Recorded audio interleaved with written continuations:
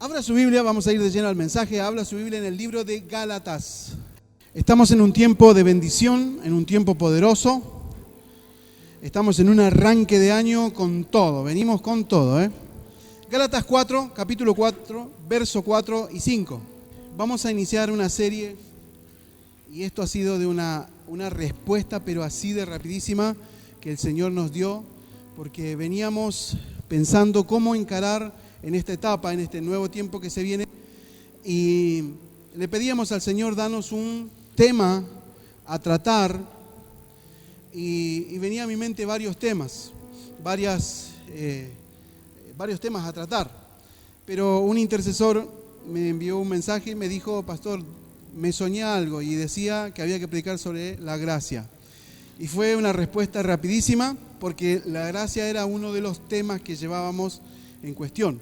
Sepa que cada vez que alguien predica acá o alguien se para aquí a predicar, tiene una temática, lleva una temática. No lo hacemos por lo que cayó, sino que tenemos un hilo, vamos siguiendo un hilo.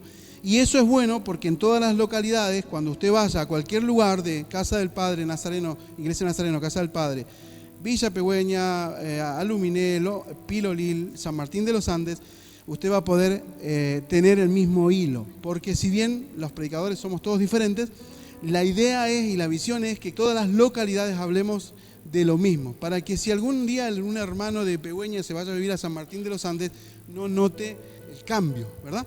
Por eso tenemos una temática. Libro de Gálatas, capítulo 4, versos 4 y 5, dice, le voy a leer en Nueva Versión Internacional. Pero cuando se cumplió el plazo, diga conmigo, se cumplió el plazo, Dios envió a su Hijo, nacido de una mujer, nacido bajo la ley, para rescatar a los que estaban bajo la ley, a fin de que fuéramos adoptados como hijos. Leemos de nuevo. Pero cuando se cumplió el plazo, Dios envió a su Hijo, nacido de una mujer, nacido bajo la ley, para rescatar a los que estaban bajo la ley, a fin de que fuéramos adoptados como hijos. Quiero que me preste atención por un segundito, porque le voy a hacer una lectura. Quiero contarles la historia de un hombre que por unos minutos fue más ovacionado y aceptado que el mismo Jesús. Es muy conocida la historia del juicio de Jesús. Fue capturado por las autoridades, encerrado y condenado. Después lo llevaron ante los romanos. Poncio Pilato, el precursor imperial en Jerusalén, tenía la última palabra. Pero se lavó las manos, dijo a la multitud: decidir sobre la vida del que se hacía llamar rey de los judíos. Pilato les pidió a los asistentes del juicio que escogieran quién debía ser absuelto: Jesús, un supuesto Mesías, o Barrabás, un bandido vulgar. El pueblo judío gritó sin parar que deberían perdonarlo a Barrabás. Los evangelios cuentan los detalles sobre la muerte de Jesús, pero no dicen mucho sobre la vida de Barrabás. Guardan silencio sobre este asunto y se muestran un poco angustiados con la liberación de este hombre. Tampoco mencionan la posición que Barrabás tenía al ver que Jesús no se defendía. Parecía estar dispuesto a ocupar el lugar de él en la cruz. Barrabás seguro se sentía deslumbrado con la imagen de Jesús, no por ser el Mesías, sino por la luz que encandilaba sus ojos, acostumbrado él a la oscuridad de la prisión. Tampoco describen cómo se paraba desconcertado frente a las cruces al salir del salón y ver las tres cruces y pensar que una de esas cruces le correspondía a él. Al terminar la ejecución, Barrabás caminó por los barrios de Jerusalén. Cuando los apóstoles sufrían por la muerte, él celebraba con angustia y algún regocijo. Tomaba vino, hablaba con amigos, se relacionaba sexualmente con mujeres y ya cansado dormía, sabiendo que lo que vivía había sido porque alguien había ocupado su lugar en la cruz. Así que mientras los seguidores de Cristo hacían parte de su credo los padecimientos de Jesús, Barrabás disfrutaba de los placeres de la vida. Al día siguiente, Barrabás caminaba hacia la tumba en la que fue sepultado Jesús, mientras reflexionaba: ¿cómo era posible que este hombre, sin haber hecho nada malo, no se hubiera defendido? Y decidió morir después de largas torturas, tomar mi lugar. No lo entendía. Pensaba: ¿será que este hombre realmente era el Hijo de Dios? Pero lo que sí estaba seguro él, de que los romanos lo habían matado a Jesús y a él lo habían dejado libre. Me gustó esta historia. Este es un libro secular que habla sobre las historias detrás de la historia. Así se llama el libro. Y me gustó mucho cómo tomaba la historia de Barrabás, el escritor. No la apunté y es un nombre en hebreo que no me lo acuerdo. Él decía que nos metiéramos en los zapatos de Barrabás y nos pusiéramos a pensar qué pensaba él, estando en el mismo calabozo. Porque en un momento le dicen, eres libre, y él sale, baja los escalones de la cárcel donde estaba, y él mira hacia el monte Gólgota, y allí estaban las 3 cruces. Pensó a sí mismo, dijo, y pensar que una de esas me correspondía a mí. Me llamó la atención porque la Biblia no tiene mucha historia sobre Barrabás. Creo que se quedó ahí. Fue un hombre que me imagino que siguió delinquiendo, no se convirtió al Evangelio. Tal vez sí, la Biblia no lo menciona, pero cabe la posibilidad de que haya seguido con su vida y no realmente seguir a Jesús. Ahora, fíjese que el pasaje que leímos en el libro de Gálatas dice, pero cuando se cumplió el plazo. Acá el tema es ver qué plazo. Porque el libro de Gálatas dice cuando se cumplió el plazo. Ahora el tema es ¿qué plazo? Había llegado el momento que todo el universo había estado esperándose. Génesis 3:15. Le pido que lo busque o lo anote. Y es un pasaje muy conocido. Así que el que lo sepa, si lo puede decir. Pondré enemistad entre tú y la mujer y entre tu descendencia y la descendencia de ella. Su descendencia te golpeará en la cabeza y tú le golpearás el talón. Ese es el pasaje. Es bien conocido, ¿verdad? Había llegado el gran día, el día en que se cumpliría la sentencia sobre Satanás y sus demonios. El día de la redención de la raza caída a causa del pecado introducido por el diablo a través de una mala decisión de Adán. Dice la Biblia, su descendencia te golpeará la cabeza y tú le golpearás el talón. La descendencia de la mujer, o sea Cristo, cortaría la cabeza de la serpiente literalmente quitándole toda autoridad. Eso es lo que sucedió en la cruz. En la cruz Cristo cortó la cabeza, pisó la cabeza y la cortó. Eso significa que la muerte en la cruz de Jesucristo dejó sin autoridad a Satanás sobre nosotros. Ahora, la descendencia de Satanás, o sea la religión, que hacía imposible cumplir la ley de Dios, le heriría en el talón. Esto dice la palabra. En otras palabras, los religiosos de la época y aún en la actualidad intentan confundir a la gente diciendo que tienen que ganarse la salvación viviendo por sus propias obras, tratando de ser santo y salvarse haciendo obras. Y la Biblia nos enseña que la salvación no es por obras, sino por gracia, ¿verdad? La religión y sus doctos querían quitarle la autoridad a Jesús, pero solo podían herirle, y esto ayudaba al cumplimiento de la promesa. Fíjese que dice que la simiente de la mujer cortaría la cabeza, pisaría la cabeza, le golpearía la cabeza, pero que la simiente de Satanás, que es en cierta manera lo que es la religión, lo que no nos deja ver a Dios, le podía herir en el talón. ¿Por qué dice eso? Porque simplemente puede herirle. Si usted se golpea la cabeza es muy probable que quede aturdido. Si usted se golpeara, muy probable que pierda el conocimiento. Pero si se golpea el tobillo, a lo sumo no puede caminar, queda rengo, pero usted sigue pensando. El golpe en el talón significa te puede herir, te puede lastimar, pero nada más que eso. Satanás pensó que estaba ganando la batalla al torturar al hombre, pero solo estaba acelerando más el tiempo de su perdición. Amén. Mire, y esto es importante saberlo. Hay un gran conflicto dentro de las iglesias donde la gente dice, a Jesús lo mataron los judíos, a Jesús lo mataron los romanos. Y déjeme decirle que a Jesús no lo mató nadie. Jesús se entregó por amor. Y esto tiene que quedar claro, porque si no ese es un concepto, que a Jesús lo mataron, que tu pecado lo mató. Mire, eso es muy católico, discúlpeme. No, que por tu pecado Cristo murió. Es acarrear culpa sobre la gente. Cristo murió para reconciliar al hombre, a la humanidad con Dios y punto. Y ahí entramos todos nosotros. Juan 10:18. Acá le voy a mostrar que lo que le digo está justificado en la Biblia. Juan 10:18. Si lo tiene ahí, diga conmigo amén. ¿Lo tiene? Nadie puede quitarme la vida, dijo Jesús, sino que yo la entrego voluntariamente en sacrificio. Pues tengo la autoridad para entregarla cuando quiera y también volverla a tomar. Eso es lo que me ordenó mi Padre que hiciese. ¿Se da cuenta? Es un pensamiento mío. La Biblia lo dice.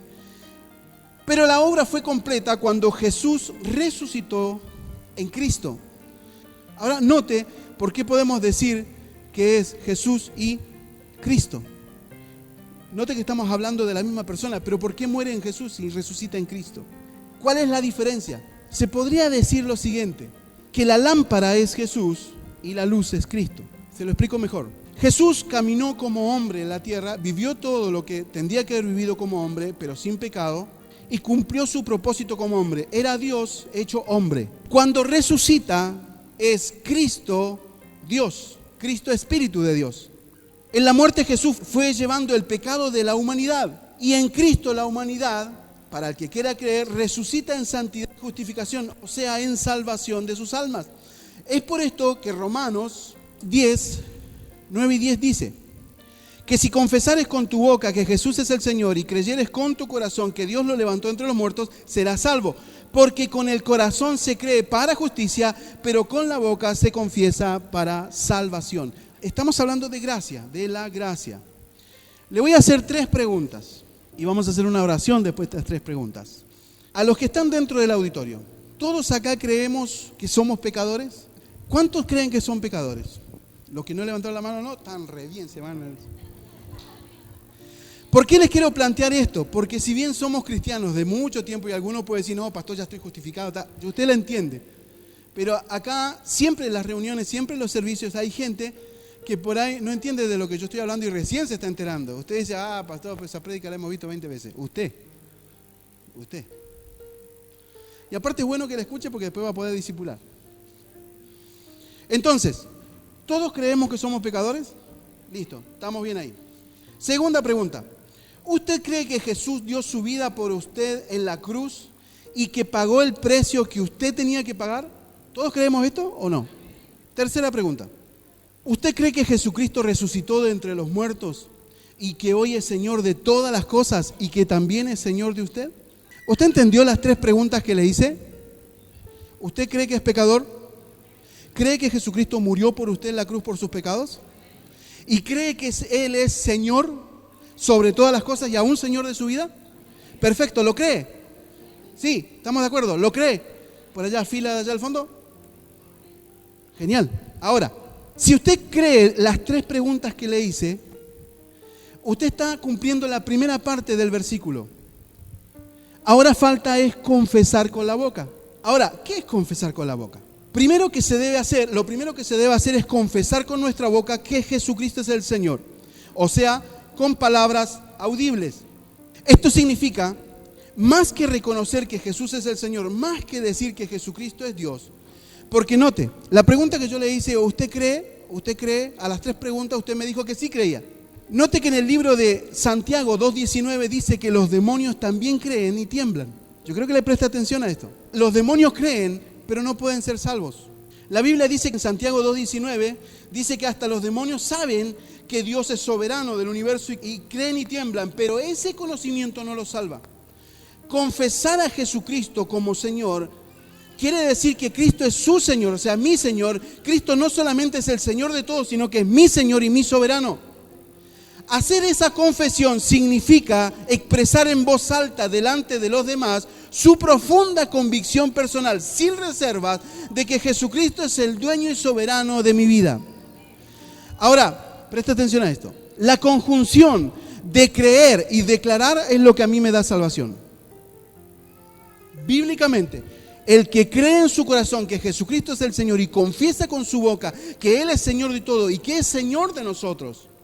Porque yo puedo decir, sí, Él es Señor de todo, pero a mí me sigue manejando el diablo. Caray. Si Él es Señor de todo, tiene que ser Señor mío. Entonces yo tengo que meterme bajo su vida y vivir la vida de Cristo. Ahora le voy a explicar un poco más. Una persona es salva cuando haya reconocido a Jesucristo como su Señor y Salvador y haya creído que su muerte en la cruz fue el sacrificio que pagó el precio de la culpa de nuestros pecados y que la resurrección validó lo que hoy llamamos salvación para nosotros. Cuando usted cree en su corazón, es justificado ante Dios. Pero cuando usted confiesa con su boca lo que cree, la salvación entra a su vida y usted realmente es salvo. Ahora, a menos que usted decida en algún momento apartarse del Señor, usted puede llegar a quedarse afuera del reino, si usted se aparta. Ahora, si hay un arrepentimiento genuino y yo vuelvo al Señor con un arrepentimiento, el Padre vuelve a tomarme en sus brazos. ¿Me va siguiendo? Ahora la pregunta, ¿usted está seguro que es salvo? Amén. Hagamos una oración. ¿Le parece? Porque todos creen que Jesús murió en la cruz por nuestros pecados, ¿verdad? ¿Todos creemos que somos pecadores? Sí, dígame amén, bien fuerte. Respóndame, porque así seguimos. ¿Y todos creen que necesitamos el perdón de nuestros pecados? Amén. Ahora vamos a confesar con nuestra boca. Amén. Haga esta oración conmigo. Padre Santo, en el nombre de Jesús, declaro que soy pecador. Reconozco que necesito tu perdón. Creo con toda convicción de que eres Señor, soberano de todas las cosas y de mi vida. Por eso, en este momento, yo te recibo en mi corazón, te abro mi corazón para que seas mi Señor, mi Salvador y mi Rey, en el nombre de Jesús. Amén, amén, amén. Denle un aplauso al Señor.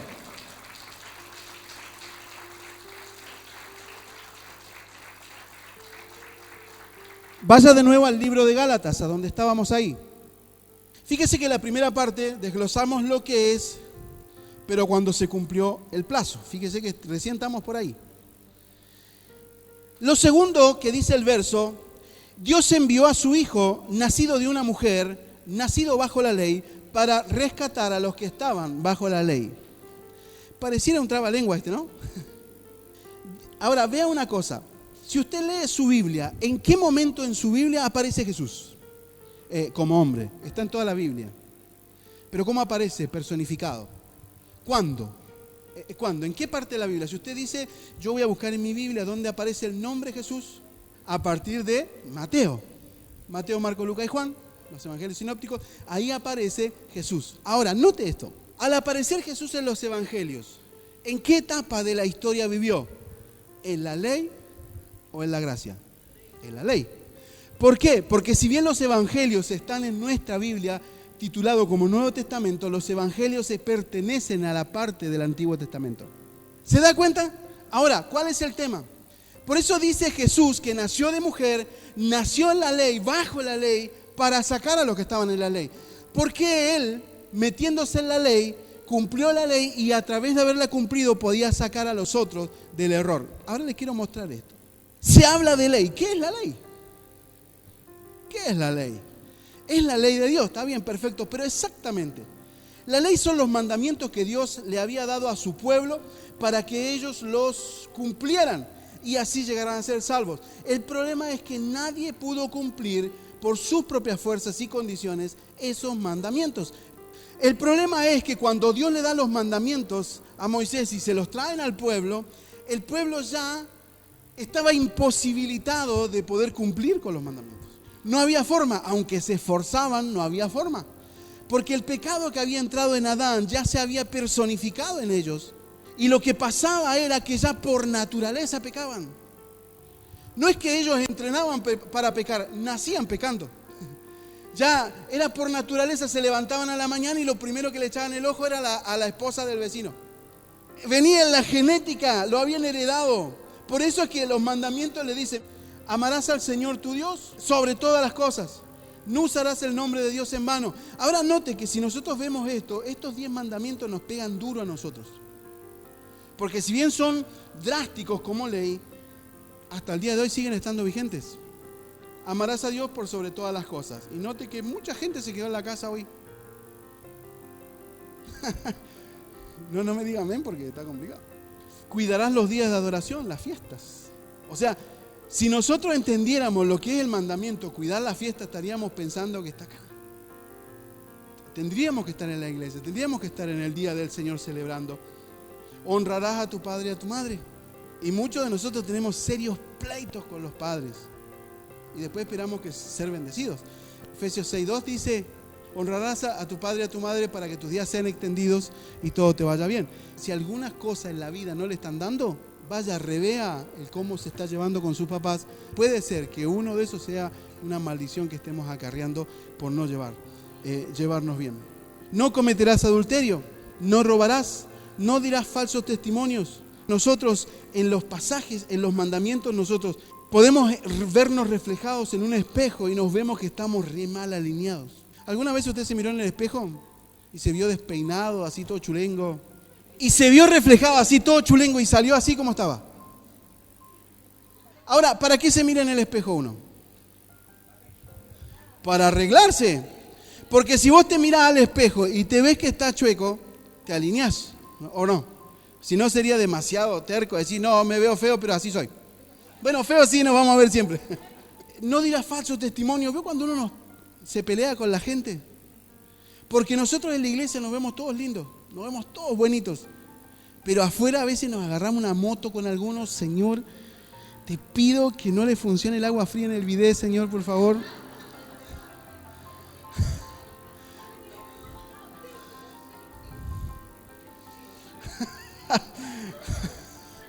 Algunos van cayendo tarde, pero bueno, no sé si le habrá pasado a alguno, no.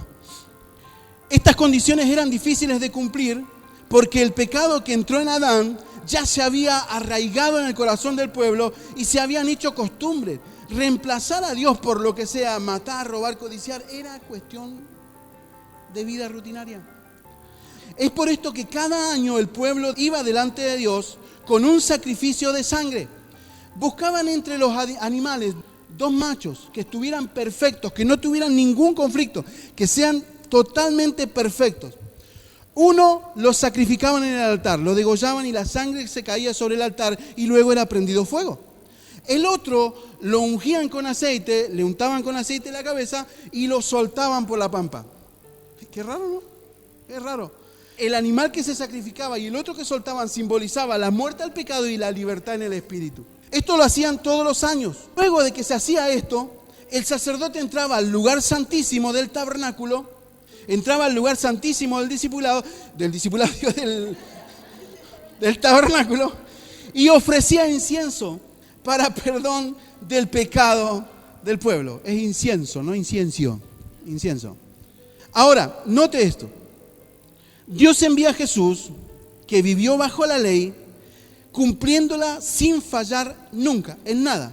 Jesús fue el reemplazo de los animales machos perfectos que se ofrecían año tras año para que muera en la cruz. Jesús murió en la cruz como sacrificio para que de una vez por todas el pueblo de Dios sea perdonado una vez y para siempre.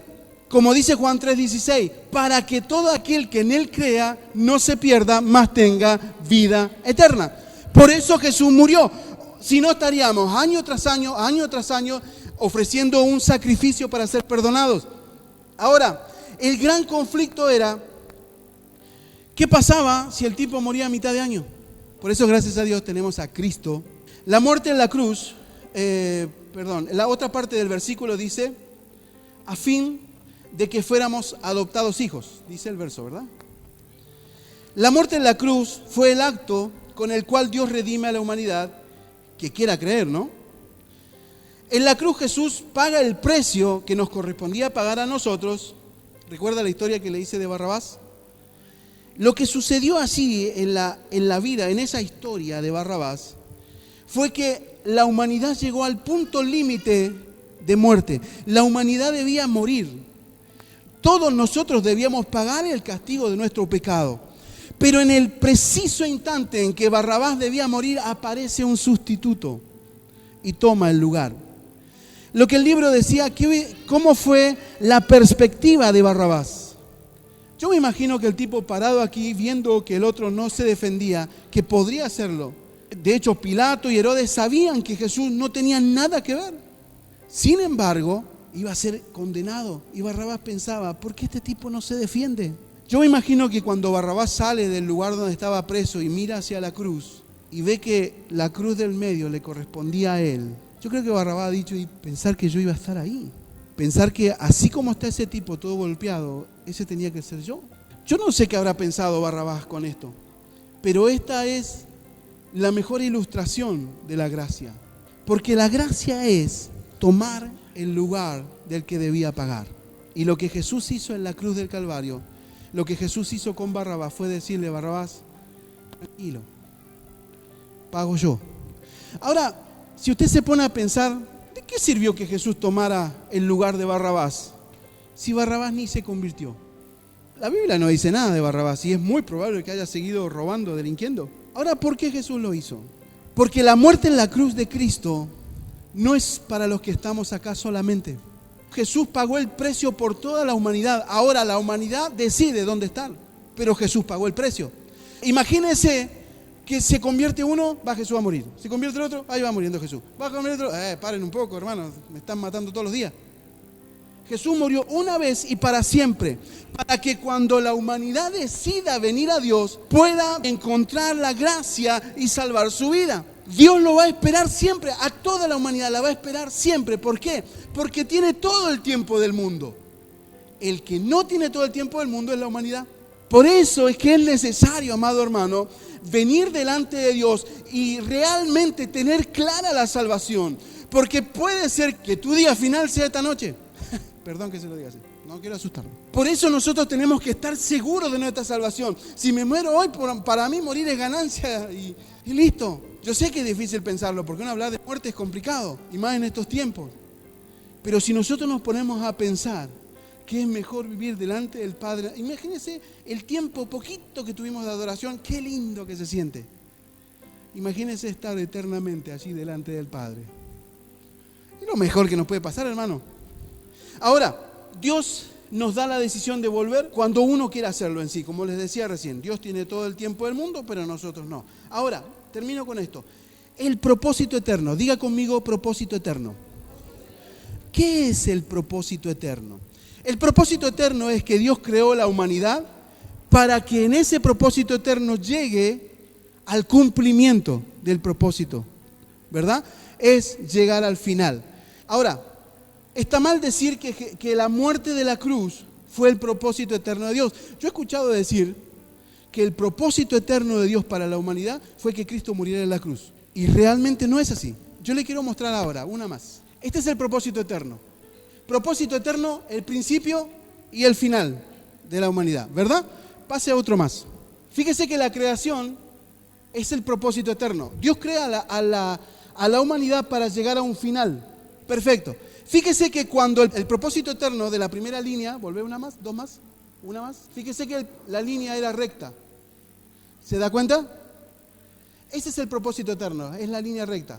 Cuando Adán comete pecado, ese propósito eterno se ve interrumpido. Se corta el propósito eterno allí. Abajo, la muerte de Jesús y la resurrección de Cristo hace la reconciliación, o sea, vuelve la humanidad a engancharse en el propósito eterno. La línea frontal es el propósito eterno, pero en algún momento de esa línea, Adán pecó y esa línea se cortó. O sea que a partir del pecado de Adán, la humanidad perdió la relación con Dios. Por eso se cortó el propósito eterno. Entonces, ¿qué hizo Dios? Dios hizo un plan, en la parte de abajo, Dios hizo un plan de traer al segundo Adán. El problema era que durante todo este periodo de abajo, durante todo ese periodo, el pueblo adoptó creencias humanas, no solamente de la ley que Dios le había dado, sino de un montón de otras creencias. Por eso cuando llega el momento de Jesús, el pueblo de Israel tenía más creencias que ley, tenían más costumbres de hombres que ley. Por eso lo que hizo Jesús no vino a destruir la ley, a dejarla de lado. Jesús vino a unir nuevamente al hombre con esa ley y Dios. El tema es que ahora la humanidad cumple la ley, pero por amor, no por obligación. En el principio, cuando Adán cae, es un cumplimiento de la ley por obligación. El que no cumplía la ley moría. El problema era que antes, si te encontraban, te mataban. Hoy, con solo pensarlo, estamos en el horno. Ahora, ¿cómo hacemos? Porque estamos hablando de salvación y gracia. ¿Usted es salvo?